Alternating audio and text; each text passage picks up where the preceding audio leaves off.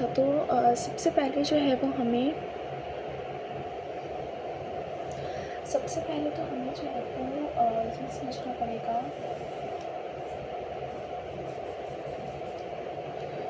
ठीक है, हाँ, सबसे पहले हमें ये समझना पड़ेगा कि हमारे पास जो है ना वो ग्राफ में डिमांड अगर इंक्रीज़ होगी या डिमांड डिक्रीज़ होगी या सप्लाई इंक्रीज़ या डिक्रीज़ होगी, तो हमारी जो ग्राफ है, जो ग्राफ में हमारे पास जो डिमांड और सप्लाई की जो दूसरी लाइन होती है, ठीक है, तो वो हमारे पास जो है वो कहाँ बनेगी। सही, सबसे पहले हम ये देखते हैं कि हमारे पास जो ग्राफ होता है ना, तो वो ग्राफ कुछ इस तरह से होता है हमारे पास कि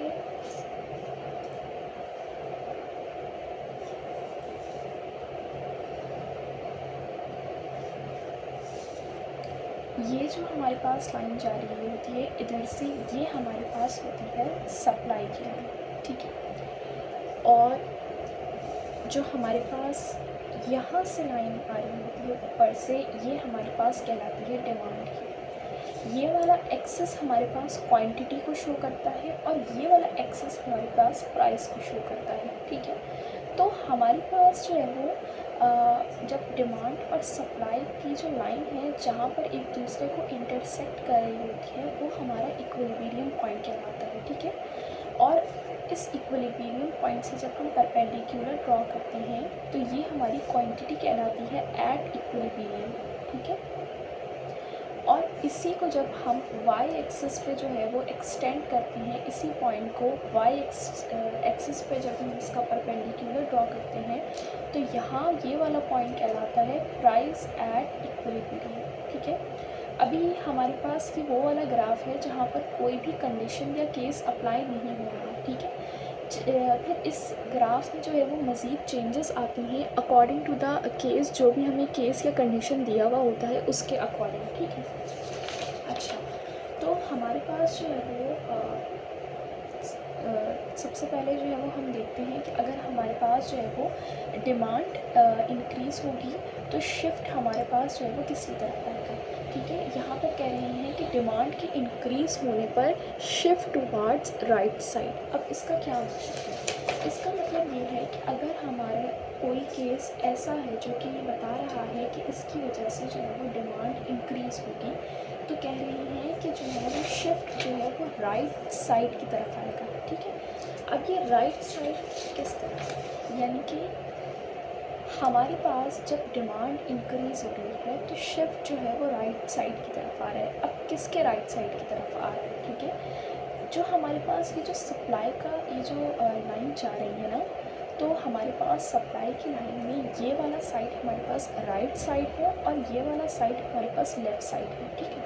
तो हम कह रहे हैं कि जो डिमांड इंक्रीज़ हो रही है तो शिफ्ट जो है वो राइट साइड की तरफ जा रहा है, यानी कि जो दूसरी लाइन डिमांड की बनेगी after the condition we apply, तो वो हमारे पास जो है वो इस तरफ बनेगी, यानी कि राइट साइड की तरफ बनेगी। या इसको हम इस तरह से भी देख सकते हैं कि हमारे पास पहले वाले डिमांड की लाइन से जो है वो फॉरवर्ड लाइन बनेगी, ठीक है। पहले वाली जो डिमांड की लाइन है हमारे पास उससे आगे की तरफ बनेगी, उससे पीछे की तरफ नहीं बनेगी, ठीक है। तो हम यहाँ पर ये भी लिख सकते हैं कि डिमांड के इंक्रीज़ होने पर शिफ्ट्स फॉरवर्ड, तो हम यहाँ पर फॉरवर्ड भी लिख सकते हैं क्योंकि देखो पहली वाली लाइन के तो आगे ही शिफ्ट हो रहा है ना, तो इसका मतलब क्या है, ये फॉरवर्ड हो रहा है, ठीक है। फॉर एग्ज़ाम्पल इस तरीके से, सही। तो ये हमारे पास हो गया D1 या D' जो भी कह सकते हैं, ठीक है। अब हम बात करते हैं कि अगर हमारे पास ये तो जब हो गया कि जब डिमांड जो है वो इंक्रीज़ हो, अगर डिमांड डिक्रीज़ होगी तो क्या होगा। अगर डिमांड डिक्रीज़ होगी तो शिफ्ट जो है वो बैकवर्ड की तरफ आएगा, यानी कि इस वाली लाइन से जो डिमांड की जो हमने सबसे पहली लाइन ड्रॉ करी थी उस वाली लाइन से जो है वो इस तरह बैकवर्ड पीछे की तरफ आएगा, ठीक है। तो हम यहाँ पर ये लिख सकते हैं कि डिमांड डिक्रीज़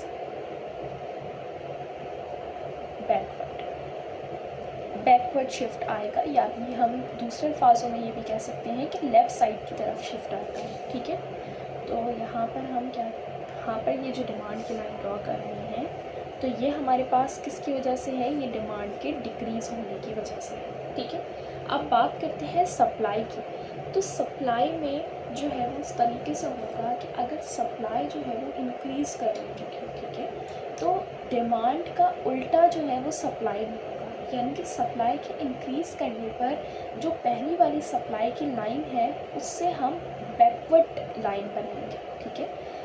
डिमांड में तो हम डिक्रीज़ होने पर बैकवर्ड बना रहे थे, सप्लाई में हम इंक्रीज़ होने पर बैकवर्ड बनाएंगे, ठीक है। तो हम यहाँ पर ये लिख सकते हैं कि supply increase backward, shifts backward, ठीक है। बैकवर्ड कह सकते हैं या लेफ़्ट साइड की तरफ कह सकते हैं, क्योंकि अगर हम इससे नीचे देखा जाए तो लेफ़्ट साइड ही है, ठीक है।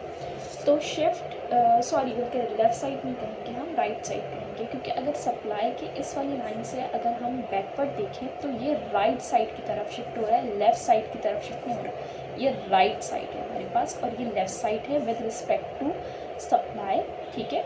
और विद रिस्पेक्ट टू डिमांड हमारे पास ये राइट साइड है और ये लेफ़्ट साइड है, ठीक है।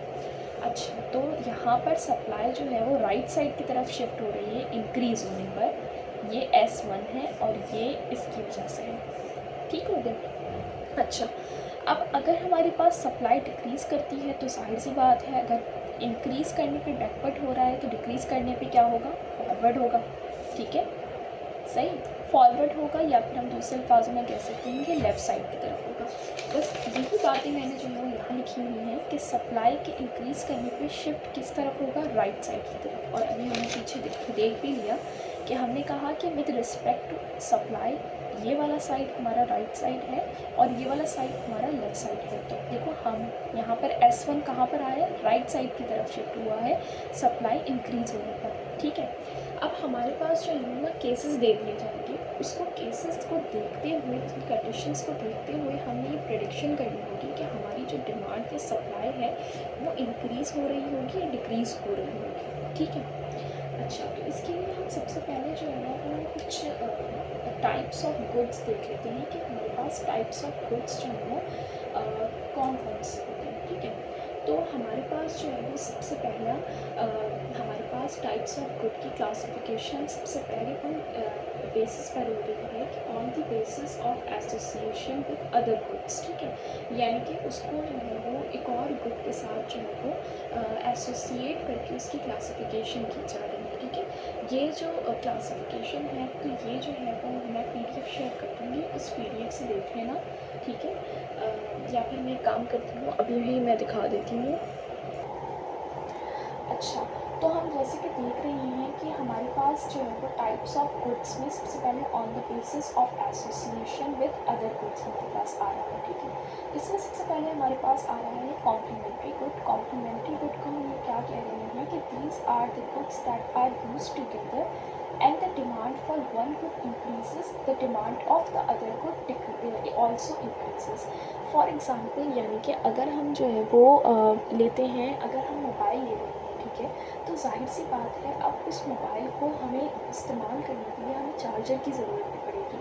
तो एक तरह से मोबाइल भी एक किस्म का गुड है और चार्जर भी जो है वो एक किस्म का गुड है, ठीक है। लेकिन अब यहाँ पर क्या हो रहा है, हमारे मोबाइल लेने की वजह से जो है वो हमारी जो चार्जर की जो डिमांड है या चार्जर की जो सेल है वो क्या हो रही है, वो इंक्रीज़ हो रही है, क्योंकि जितने ज़्यादा मोबाइल लिए जाएंगे उतनी ही ज़्यादा जो है वो चार्जर भी लिए जाएंगे, ठीक है। इसी तरह से यहाँ पर कुछ एग्जाम्पल्स दिए हैं जिनमें यहाँ पर हमारे पास लिखा हुआ है कि कार एंड गैसोलीन। कार लेंगे तो जाहिर सी बात है उसको चलाने के लिए हमें जो है वो पेट्रोल या हमारे पास जो है वो डीजल की ज़रूरत हमें पड़ेगी। कंप्यूटर एंड सॉफ्टवेयर, ऐसी बात है कंप्यूटर जब लेंगे तो हमें सॉफ्टवेयर अपलोड करने पड़ेंगे ताकि हम उसको चला सकें। और इसी तरह से हमारे पास कुछ एग्जाम्पल्स हैं, ठीक है। देन हमारे पास आता है दूसरे टाइप का गुड हमारे पास आता है सब्स्टिट्यूट, ठीक है। अब सब्स्टिट्यूट गुड हमारे पास इसकी यहाँ पर डेफिनेशन में क्या कह रहे हैं कि these are goods that can be use in place of each other and the demand of good of one good decreases with the demand for the other good increases, ठीक है। तो कह रही हैं कि जाहिर सी बात है, जैसे फॉर एग्ज़ाम्पल अभी हमारे पास जब बाइकआउट की वजह से हम जब बाइकआउट करना स्टार्ट कर दिया था तो उस वजह से हमारे पास जो है वो कबाब चीज़ भी था और KFC भी था, ठीक है। तो क्या हुआ यहाँ पर जब KFC की जो डिमांड है जब वो डिक्रीज़ हुई, ठीक है, तो हमारे पास कबाब चीज़ की डिमांड जो है वो इंक्रीज़ हुई, ठीक है। तो कबाब चीज़ और KFC दोनों क्या हैं, वो एक सब्स्टिट्यूट गुड्स हैं एक दूसरे के, ठीक है, कि एक की डिमांड अगर इंक्रीज़ हो रही है तो दूसरे की डिमांड डिक्रीज़ हो रही है। इसी के लिए यहाँ पर कुछ एग्जांपल्स हैं, जैसे कि कोका कोला या पेप्सी, शुगर या हनी, जैसे यहाँ पर मैकडॉनल्ड्स और बर्गर किंग की एग्जाम्पल दी हुई है, ठीक है। देन उसके बाद हमारे पास तीसरे टाइप का गुड आता है इंडिपेंडेंट गुड। इंडिपेंडेंट गुड हमारे पास इसके नाम से पता चल रहा है कि तो ऐसे गुड्स हमारे पास होंगे जो एक दूसरे से जिनका कोई ताल्लुक नहीं होगा, यानी कि किसी की भी डिमांड के इंक्रीज़ या डिक्रीज़ होने से दूसरे की डिमांड या पर इंक्रीज़ या डिक्रीज़ जैसा कोई इफेक्ट भी नहीं आएगा, ठीक है। यहाँ पर जैसे कि एग्जांपल दी हुई है कंप्यूटर एंड ऑरेंजेस, दोनों एक मुख्तलिफ़ किस्म के गुड्स हैं जिनके आपस में कोई भी ताल्लुक नहीं है कि एक की डिमांड इंक्रीज़ या डिक्रीज़ होने से दूसरे की डिमांड या इंक्रीज़ या डिक्रीज़ होने का फ़र्क पड़े, ठीक है। उसके बाद हमारे पास दूसरी classification of types of goods आती है ऑन पर इनकम बेसिस, ठीक है, कि मतलब कि किसी भी इंडिविजुअल या किसी भी कंट्री या किसी भी इंसान, किसी भी एक इंडिविजुअल की जो इनकम है उसके मुताबिक ही वो अपनी जो है वो गुड्स को सेलेक्ट करेगा या फिर अपने गुड्स को जो है वो मतलब कि चूज़ करेगा, ठीक है। तो हमारे पास इसमें सबसे पहला आता है नॉर्मल गुड। नॉर्मल गुड हमारे पास ये होता है कि जब भी कह रहे हैं कि a good is stated as normal good when its demand rises as income increases, ठीक है। फॉर एग्जांपल हम कहते हैं ना कि जब हम कमाना शुरू होंगे तो हम जो है हम ये भी लेंगे, हम वो भी लेंगे, ठीक है। तो अगर हमारी इनकम इंक्रीज़ हो जाएगी, ठीक है, तो हम कहते हैं कि हम जो है फिर हम आउट ऑफ कंट्री भी जाएंगे, हम जो है वो फिर हम महंगा मेकअप भी लेंगे, या हम गाड़ी लेंगे, या हम घर लेंगे, ठीक है। तो ये सारे गुड्स की जो डिमांड है वो हमारे पास किस पे बेस्ड करेंगे, हमारी इनकम पे बेस्ड करेंगे। अगर हमारी इनकम इंक्रीज़ होगी तो ही हम इन गुड्स की तरफ जाएंगे, ठीक है।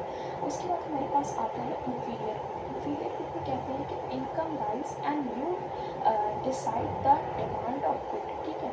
अच्छा, इसमें हमारे पास ये होता है कि इंफीरियर गुड में जब हमारी इनकम इंक्रीज़ हो रही है, ठीक है। फॉर एग्ज़ाम्पल मैं अगर यूज़ करती हूँ कोई मैं स्किन केयर ब्रांड अगर मैं यूज़ कर रही हूँ, जिसमें मैं कह रही हूँ कि मैं अभी यूज़ कर रही हूँ कोई भी लोकल या पाकिस्तानी ब्रांड में यूज़ कर रही हूँ, तो लेकिन अब मुझे ये भी पता है कि जो सेटाफिल्स है उस जो कि जैसे ऑर्डिनरी हो गया, ठीक है, तो ये वाले जो हाई एंड ब्रांड्स हैं इनकी जो स्किन केयर है वो ज़्यादा अच्छी है, ठीक है। लेकिन अब मैं उनको यूज़ नहीं कर पा रही थी, क्यों, क्योंकि मेरा इनकम जो है वो इतना नहीं था। लेकिन अब जो क्या हो गया, अब मेरा इनकम जो है वो इंक्रीज़ हो गया। अब मेरे इनकम के इंक्रीज़ होने पर जो कि मैं पहले इस्तेमाल कर रही थी स्किन केयर प्रोडक्ट जो कि लोकल ब्रांड्स के थे, उनको मैं क्या कर रही हूँ, उनको मैं छोड़ रही हूँ, ठीक है। उनको मैं छोड़ के फिर मैं उससे ज़्यादा अच्छे वाले हाई एंड ब्रांड्स पर जा रही हूँ। इसी तरह से इंफीरियर गुड यही है कि इनकम के राइज होने पर हम क्या करते हैं, हम जो है वो डिमांड ऑफ गुड, हम जो है वो एक जो गुड्स की डिमांड है उसको हम जो है वो रिड्यूस कर देते हैं या हम डिक्लाइन कर देते हैं, ठीक है। तो हम कह रहे हैं यहाँ पर एग्जाम्पल्स में हमारे पास चीप फास्ट फूड आ गया, लो क्वालिटी क्लोथिंग आ गई, ठीक है। तो इसी तरह की एग्जाम्पल्स हैं। उसके बाद हमारे पास आता है गिवन गुड। गिवन गुड क्या है हमारे पास कि these are inferior goods for which demand increases as income decreases and vice versa, ठीक है। अच्छा, अब हमारे पास जो है वो गिवन गुड हमारे पास क्या कहलाता है, कुछ चीज़ें जैसे होती हैं तो अगर कोई इंसान गरीब भी है ना तो फिर भी क्या करता है, वो चीज़ें उसके लिए अहम होती हैं, वो चीज़ें उसको लेनी ही पड़ती हैं, ठीक है। तो इसमें क्या है कि अगर हमारे पास इनकम उसकी डिक्रीज़ भी हो रही है तो उसे ज़िंदा रहने के लिए, उसे अपना पेट भरने के लिए चावल, रोटी और दाल जैसी जो है वो मतलब कि एक बेसिक जो गुड्स हैं वो उसको चाहिए होगी, ठीक है। भले वो चिकन, मीट या इन सब का अफोर्ड नहीं कर पा रहा है, लेकिन इन सारे गुड्स को अफोर्ड नहीं कर पा रहा होगा, लेकिन जो बेसिक गुड्स हैं जैसे कि रोटी हो गई, जैसे कि चावल हो गया, जैसे कि दाल हो गई, वो उसको लेने ही लेने हैं। जबकि उसकी इनकम तो डिक्रीज़ हो रही है, लेकिन फिर भी वो जो डिमांड है उन गुड्स की उन पे कोई अफेक्ट नहीं आ रहा, कि वो एक किसी भी इंसान की वो बेसिक नीड्स है, उनके बगैर सर्वाइव नहीं कर सकता, यानी कि हम दूसरे अल्फाजों में कह सकते हैं कि नेसेसिटीज़ है, ठीक है। अच्छा जी, तो हमारे पास ये गुड्स की जो टाइप्स हो गई।